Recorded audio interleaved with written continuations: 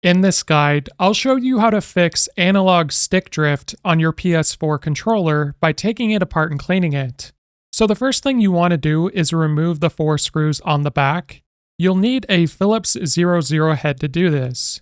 So once you've taken the screws out, you can take off this back plate, and you'll see a ribbon that's connected to the circuit board, so you're just going to want to tug this out very carefully, just to ensure you don't break the ribbon. So once you've removed this, you'll now have access to the back, and here you'll see the battery. So what you want to do is remove the cable that's connected from the battery to your circuit board. So very carefully just pull this white piece off. You don't want to tug out the yellow piece connected to the circuit board.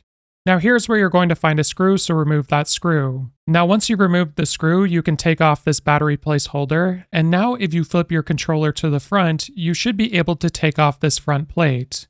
So do so very carefully, the buttons can fall out, same with the analog sticks.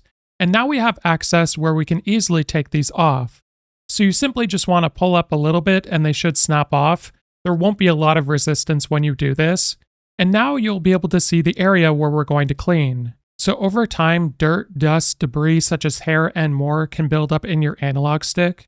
So what you want to do with a compressed air can or some electronic contact cleaner is to spray in these gaps that are created when you push the analog stick up, down, left, or right.